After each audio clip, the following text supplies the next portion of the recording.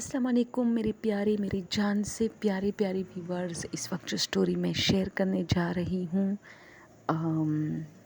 ये स्टोरी मिठाई से मुतल्लिक है।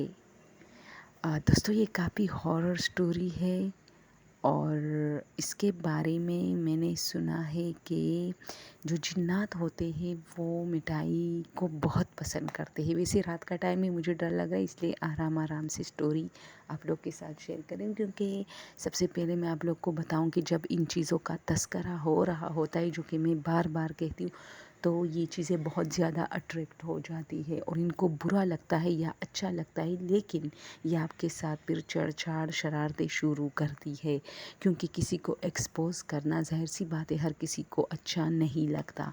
तो आप लोग अपने ऊपर आयतुल कुर्सी का विर्द ज़रूर किया करें। तो दोस्तों स्टोरी ये है कि ये एक प्रोग्राम में एक आदमी जो कि बाबा जी था, वो बोल रहा था कि उनके जो दादा थे उनके वालिद का दुकान था मिठाई का, और वो कहता था कि अक्सर रात के टाइम 1 बजे के टाइम, चूँकि दुकान रोड पर था और वहाँ रोड काफ़ी सुनसान था, जंगल था एक साइड पे, दूसरे साइड पे थोड़ी बहुत दुकानें, पुराने ज़माने की बात है। तो रात के टाइम अक्सर वो कहता था कि कुछ मतलब बच्चे आते थे और उनसे मिठाई लेके जाते थे। तो वो हैरान होता था कि इतनी रात को 6-7 साल के बच्चे आके पैसे भी देते हैं और मिठाई लेके जाते हैं, और बहुत सारी मिठाइयाँ 4 किलो 5 किलो 20 किलो इस तरह 4-4 टोकरियाँ भर भर के। और जब हम उनको कहते कि आप लोग ले जा पाएंगे, तो कहते हाँ आप लोग यहाँ रख के हम ले जाएंगे, और जब हम रखते थोड़ी देर बाद हम देखते तो वो लोग वहाँ नहीं होते, यानी गायब हो चुके होते हैं।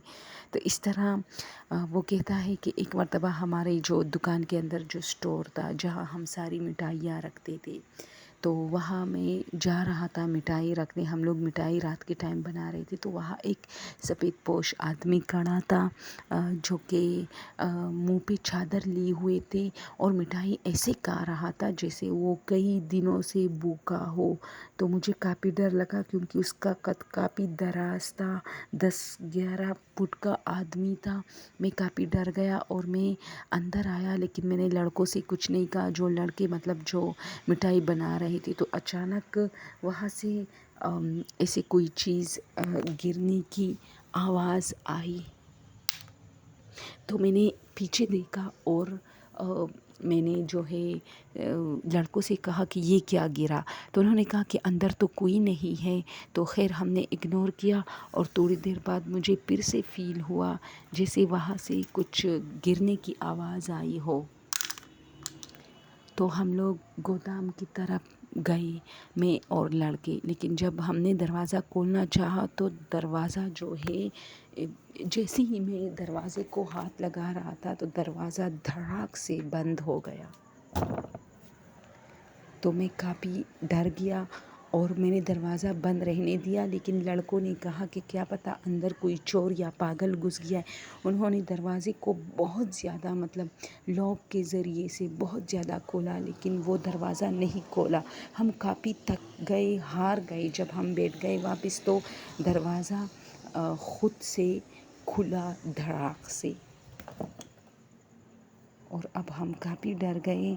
हम हैरान थे कि ऐसा अंदर क्या है जो इस तरह दरवाज़ा बंद हुआ और फिर खुल गया। तो हमने क्या किया कि आगे गए और हमने जो है दरवाज़ा जो है जो खुला था, हम उसके अंदर जो गोदाम के अंदर गए तो हमारी चीख निकल गई, क्योंकि जो 6-7 फुट का आदमी था वो जो मिठाई खा रहा था और उसके मुंह पर एक सफ़ेद कपड़ा भी था, लेकिन वो कपड़े के अंदर हाथ लेके मिठाई 4 हाथों से खा रहा था, और सारी दालें जो है वो ख़त्म हो चुकी थी।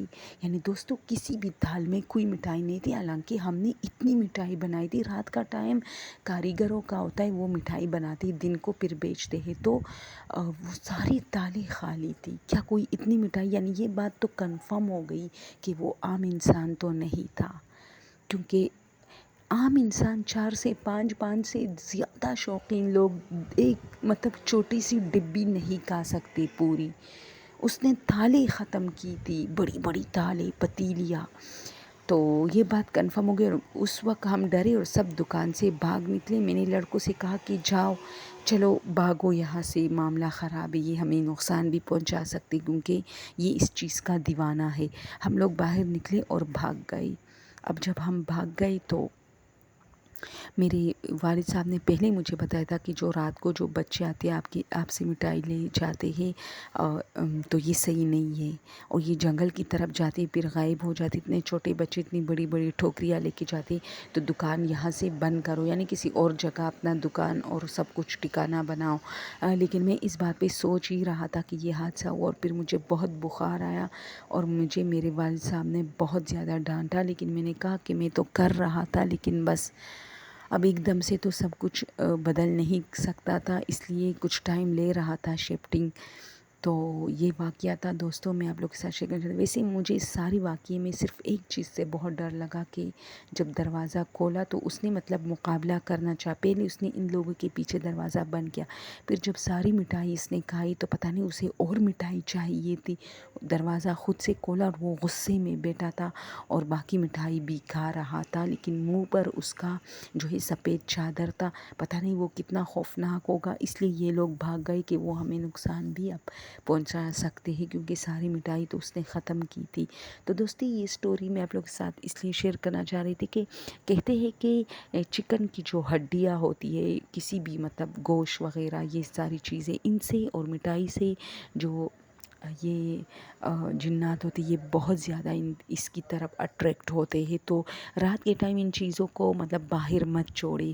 اگر آپ لوگ کھانا کھاتے کچھ ہڈیاں بچتی تو اس کے اوپر دوسرا پلیٹ رکھا کرو یا اس کو ڈسٹ بین میں گراؤ، کیونکہ یہ آ کے رات کو اس کی طرف اٹریکٹ ہوتے ہیں. اور اگر مٹھائی وغیرہ تو فریج میں رکھا کرو، کیونکہ یہ چیزیں اگر باہر اس طرح پڑی رہے بغیر کسی ڈھکن کے تو پھر خطرہ ہو سکتا ہے.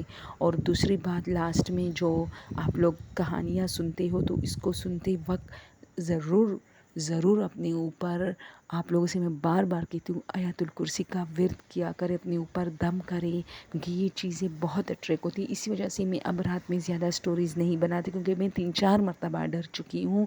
پہلے مجھے پتہ نہیں تھا، بعد میں جب مجھے پتہ چلا تو اس کے بعد بھی میں ایک مرتبہ ڈری ہوں، اور میں آپ لوگ کے ساتھ شیئر کر چکی ہوں کہ مجھے ایسا فیل ہوا جیسے سیڑھیوں میں کوئی کھڑا ہے. اس وقت میں آپ لوگ کے ساتھ سٹوری شیئر کر رہی تھی، اور اس چیز سے میں اتنی ڈری کہ میں نے پھر توبہ کیا کہ یار میں رات کو نہیں کروں گی.